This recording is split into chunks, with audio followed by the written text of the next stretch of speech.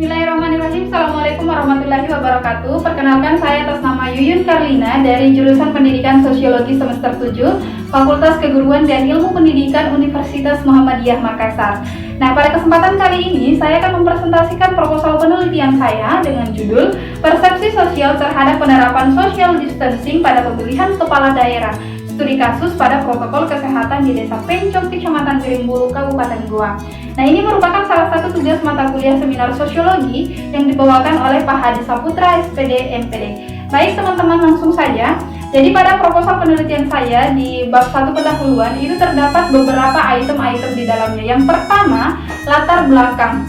Nah, seperti yang sudah kita ketahui bersama teman-teman bahwa saat ini Indonesia sedang berjuang melawan yang namanya virus corona.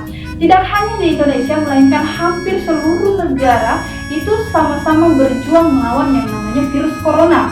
Dan virus corona ini adalah salah satu virus yang sangat meresahkan masyarakat karena memang tingkat penyebarannya yang sangat cepat. Virus corona sendiri pertama kali diidentifikasi di kota Wuhan, Tiongkok pada Desember 2019 yang lalu dan akhirnya menyebar ke berbagai negara sampai ke Indonesia pada tanggal 2 Maret 2020. Pada saat itu, Presiden Republik Indonesia mengumumkan adanya 2 orang terkonfirmasi positif COVID-19. Yang pertama, seorang perempuan berusia 31 tahun dan yang kedua seorang ibu berusia 64 tahun. Keduanya diketahui telah melakukan perjalanan ke kota Wuhan sehingga pada saat kembali sudah terkonfirmasi positif COVID-19. Nah, COVID-19 ini sendiri itu sudah dinyatakan sebagai pandemi oleh WHO karena memang sudah tersebar ke hampir seluruh pelosok dunia teman-teman sekalian. Karena berbagai negara sudah terjangkit akan virus corona, sehingga mengakibatkan negara-negara tersebut mengeluarkan berbagai macam aturan-aturan atau kebijakan-kebijakan dalam rangka untuk meminimalisir dan mencegah penularan COVID-19. Aturan-aturan atau kebijakan-kebijakan yang dikeluarkan itu seperti social distancing, kemudian penerapan PSBB, kemudian penerapan protokol kesehatan, dan lain sebagainya. Termasuk di Indonesia juga melakukan hal tersebut.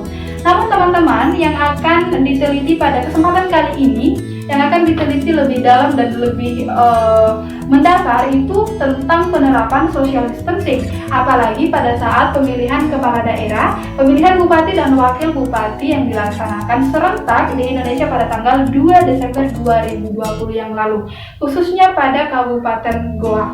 Nah, jadi hal itulah yang mendasari mengapa peneliti ingin meneliti hal tersebut.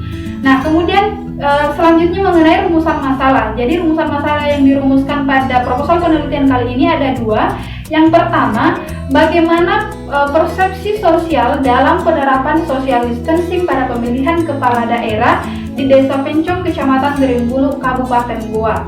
Kemudian yang kedua, bagaimana penerapan protokol kesehatan pada masa pemilihan kepala daerah di Desa Pencong, Kecamatan Gerimbulu, Kabupaten Goa.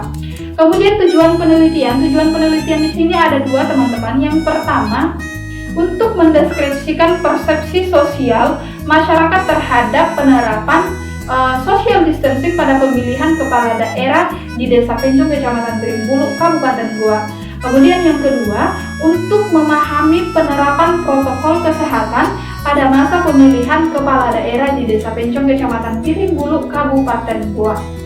Nah, kemudian manfaat penelitian. Manfaat penelitian di sini juga ada 2. Yang pertama, manfaat secara teoritis. Kemudian yang kedua, manfaat secara praktis. Manfaat secara teoritis ini bagaimana kiranya penelitian ini diharapkan dapat menambah wawasan ilmu pengetahuan terhadap masyarakat, khususnya di tengah pandemi COVID-19 seperti saat ini, dalam menambah kajian keilmuan sosiologi seperti sosiologi kesehatan. Kemudian yang kedua, manfaat secara praktis. Nah, manfaat secara praktis di sini yang pertama, melalui penelitian ini, peneliti berharap pembaca dapat mengetahui pentingnya penerapan social distancing di masa COVID-19 sebagai langkah untuk mencegah penularan COVID-19. Kemudian yang kedua, bagi Universitas Muhammadiyah Makassar, hasil penelitian ini diharapkan dapat menambah referensi kajian akademik. Dan yang ketiga, sebagai bahan penelitian lanjutan, teman-teman. Nah, selanjutnya definisi operasional. Jadi definisi operasional di sini yang saya definisikan secara lebih mendalam. Yang pertama persepsi sosial, kemudian protokol kesehatan, kemudian social distancing, kemudian pilkada. Nah, selanjutnya di bagian bab 2 tinjauan pustaka. Jadi di tinjauan pustaka di sini pada bagian A kajian konsep, yang pertama persepsi sosial. Jadi persepsi sosial itu adalah bagaimana seseorang melihat, bagaimana seseorang dapat mengamati dan menilai terhadap suatu hal. Kemudian yang kedua yaitu protokol kesehatan. Protokol kesehatan adalah panduan yang berisi tata cara dalam melaksanakan sesuatu, dalam melaksanakan suatu kegiatan agar setiap individu dapat merasa aman dalam melakukan aktivitas sehari-hari di masa pandemi COVID-19. Nah, protokol kesehatan itu ada banyak ya teman-teman. Yang pertama seperti memakai masker, kemudian mencuci tangan, yang sering didengar ingat pesan ibu. Nah, itu merupakan slogan untuk tetap bagaimana kita bisa mengingat untuk tetap mencuci tangan sebagai langkah pencegahan COVID-19 dan lain sebagainya teman-teman. Kemudian menjaga jarak atau social distancing ini yang saya sebutkan tadi, bahwa social distancing adalah salah satu kebijakan untuk upaya mencegah penularan COVID-19. Nah, social distancing ini adalah suatu tindakan yang dilakukan oleh masyarakat dalam rangka mencegah penularan COVID-19 dengan cara menjaga jarak dengan orang lain minimal 1 meter, tidak bepergian keluar daerah kecuali dalam hal yang sangat penting, dan sebisa mungkin melakukan segala sesuatu di dalam rumah seperti belajar, kemudian bekerja, dan juga beribadah. Nah, selanjutnya pemilihan kepala daerah atau pilkada. Pemilihan kepala daerah itu adalah yang sering disebut dengan pilkada atau pemilu kada. Itu adalah pemilihan umum untuk memilih pasangan calon kepala daerah yang diusulkan oleh partai politik atau parpol atau gabungan parpol dan perseorangan.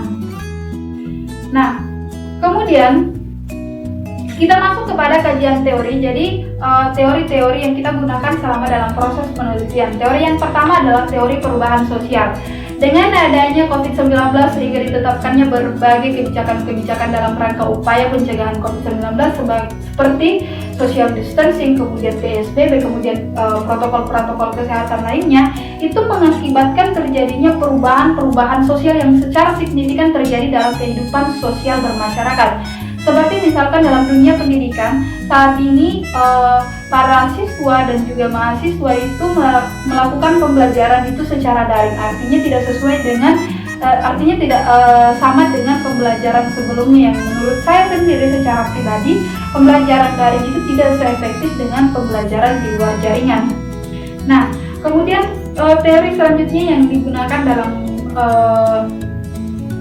dalam penelitian ini yaitu teori sosiologi politik. Jadi salah satu ahli merumuskan bahwa sosiologi politik itu adalah ilmu tentang kekuasaan pemerintah otoritas komando dalam semua level masyarakat manusia, yang bukan saja di dalam masyarakat nasional tetapi juga masyarakat lokal, masyarakat internasional. Nah, kemudian selanjutnya teori tindakan sosial. Nah, teori tindakan sosial ini digunakan karena melihat masyarakat dalam menyikapi penerapan social distancing ini, apakah mereka bertindak sesuai dengan apa yang mereka amati, bahwa social distancing ini memang penting, sehingga mereka dengan sadar melaksanakan dan mengikuti arahan pemerintah untuk melaksanakan yang namanya social distancing, apalagi pada saat pemilihan kepala daerah di Kabupaten Goa, tepatnya di Desa Pencong, Kecamatan Berimbul, Kabupaten Goa. Nah, kemudian teori selanjutnya yang digunakan adalah teori sistem sosial. Aktivitas sosial adalah wujud kebudayaan sebagai suatu tindakan berpola dari manusia dalam masyarakat itu. Wujud ini sering pula disebut dengan sistem sosial. Nah, sistem sosial itu terdiri dari aktivitas-aktivitas manusia yang sering berinteraksi, kemudian mengadakan kontak, serta bergaul dengan manusia lainnya. Nah, tetapi karena adanya penerapan social distancing, kemudian menjaga jarak, kemudian protokol-protokol kesehatan lainnya, sehingga mengharuskan sistem-sistem sosial yang sudah berlangsung di masyarakat ini akhirnya mengalami perubahan-perubahan seperti tetap di rumah saja dan tidak banyak melakukan interaksi dengan orang-orang sekitar, apalagi jika diketahui bahwa orang tersebut itu memiliki tingkat penyebaran COVID-19 yang lebih tinggi. Nah, seperti itu. Kemudian kerangka berpikir dalam penelitian ini, jadi COVID-19 ini menjadi salah satu penyakit yang sangat meresahkan masyarakat di dunia ini, khususnya di Indonesia. Nah, kemunculan corona ini telah mengakibatkan berbagai macam perubahan-perubahan yang terjadi dalam kehidupan sosial, seperti perubahan-perubahan tersebut dengan menerapkan kebijakan-kebijakan yang saya sebutkan tadi seperti social distancing, kemudian penetapan protokol kesehatan lainnya. Nah, meskipun begitu teman-teman sekalian, tetap Indonesia melaksanakan yang namanya pemilu, karena mengingat bahwa pemilu sangat penting dilaksanakan secara langsung, sehingga tetap diadakan meskipun dengan berbagai protokol-protokol kesehatan yang sudah ditetapkan oleh para panitia-panitia pelaksana. Tapi meski begitu, meskipun sudah disampaikan bahwa dalam pemilu ini itu dilaksanakan dengan protokol kesehatan yang sangat ketat, tetap saja ada masyarakat yang melanggar aturan-aturan ini. Gitu. Nah, itu sebenarnya yang ingin kita kaji. Nah, di sini bisa kita lihat kerangka berpikirnya adalah Desa Pencong, Kecamatan Birimbulu, Kabupaten Goa, kemudian terjadi pandemi COVID-19, kemudian ada penerapan social distancing, dan ada pemilihan bupati dan wakil bupati. Dan bagaimana kiranya masyarakat ini menyikapi social distancing dalam penerapannya di pemilihan bupati dan wakil bupati. Nah, kemudian selanjutnya yaitu penelitian relevan. Penelitian relevan di sini saya memakai dua. Yang pertama adalah Novia Agung Pratama dan Dasrul Hidayat pada 2020 itu meneliti tentang pengetahuan dan perilaku masyarakat dalam memaknai social distancing. Kemudian yang kedua itu dari Aprista Ristiawati tahun 2020 juga melakukan penelitian yang berjudul Efektivitas Pelaksanaan Pilkada Serentak 2020 pada masa darurat COVID-19. Nah, selanjutnya bab 3, metode penelitian. Jadi di metode penelitian di sini, jenis penelitian yang saya gunakan adalah metode penelitian kualitatif. Nah, ini berlandaskan pada filsafat positivisme, digunakan untuk meneliti pada kondisi objek yang alamiah sebagai lawannya eksperimen. Nah, di mana penelitiannya adalah sebagai instrumen kunci. Teknik pengumpulan data dilakukan secara triangulasi atau gabungan, teman-teman. Nah, alasan saya menggunakan metode penelitian kualitatif deskriptif untuk menggambarkan dan mendeskripsikan secara terperinci dan mendalam mengenai persepsi sosial terhadap penerapan social distancing di Desa Pencong, Kecamatan Birimbulu, Kabupaten Goa. Nah, pendekatan yang saya gunakan ada dua. Yang pertama pendekatan fenomenologi dan yang kedua pendekatan sosiologis. Nah, lokasi dan waktu penelitian. Lokasi tempat saya meneliti itu di Desa Pencong, Kecamatan Birimbulu, Kabupaten Goa, dan waktu penelitian itu kemarin sudah meneliti pada tanggal 9 Desember 2020 pada saat proses pemilihan langsung bupati dan wakil bupati di Kabupaten Goa, tepatnya di Desa Pencong, Kecamatan Birimbulu, Kabupaten Goa. Nah, informan penelitian di sini saya dari masyarakat Desa Pencong, Kecamatan Birimbulu, Kabupaten Goa, kemudian aparat pemerintah Desa Pencong, Kecamatan Birimbulu, Kabupaten Goa, kemudian panitia pelaksana pemilihan kepala daerah di Desa Pencong, Kecamatan Birimbulu, Kabupaten Goa, kemudian petugas kesehatan di Desa Pencong, Kecamatan Birimbulu, Kabupaten Goa. Nah, fokus penelitiannya ini adalah batasan dari setiap rumusan masalah yang dijadikan objek penelitian agar tidak terjadi bias data yang diperoleh di lapangan. Kemudian instrumen penelitian di sini tentunya adalah masyarakat itu sendiri, kemudian instrumen yang lainnya menggunakan buku, kemudian pulpen dan lain sebagainya. Nah, jenis dan sumber data di sini ada dua. Yang pertama data primer, kemudian data sekunder. Data primer itu merupakan sumber data penelitian yang diperoleh secara langsung dari sumber asli atau tidak melalui perantara. Misalkan penelitian saya lakukan kepada masyarakat atau kepada petugas kesehatan atau kepada panitia pelaksana pemilu. Kemudian data sekunder itu yang saya peroleh dari literatur yang lain, seperti misal saya memperoleh data COVID-19 itu dari Dinas Kesehatan dan lain sebagainya. Kemudian teknik pengumpulan data. Teknik pengumpulan data yang saya gunakan di sini adalah observasi, kemudian metode interview, kemudian dokumentasi. Nah, selanjutnya teknik analisis data. Teknik analisis data yang pertama yaitu pengumpulan data, kemudian reduksi data, kemudian penyajian data. Nah, setelah penyajian data kemudian saya menarik kesimpulan. Nah, teknik pengabsahan data. Keabsahan data merupakan pandangan dari konsep kesahihan atau keandalan menurut versi penelitian kualitatif.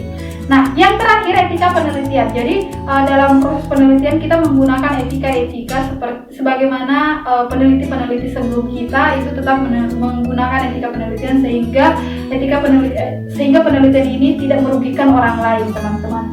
Dan hal-hal yang penting dalam penelitian itu adalah kepribadian penelitian, kemudian lingkungan geografisnya seperti apa, sifat objek penelitiannya seperti apa, latar belakang kelembagaan peneliti seperti apa, para pemegang kunci dan lain sebagainya itu seperti apa. Jadi semua harus dikaji. Dan kemudian etika dalam penelitian itu menjalin dalam hubungan kerjasama dan kolaborasi yang berkomitmen. Kemudian adanya izin persetujuan ini sangat penting, teman-teman. Adanya izin, kemudian bersikap terbuka, menghormati, dan lain sebagainya. Nah, mungkin itu untuk penjelasan saya dan presentasi saya terkait proposal penelitian saya kali ini. Dari teman-teman mungkin ada yang ingin ditanggapi, bisa komentar di bawah. Jangan lupa like, komen, dan subscribe, karena like dari kalian sangat bermanfaat untuk saya dalam penambahan nilai untuk mata kuliah seminar sosiologi. Assalamualaikum warahmatullahi wabarakatuh.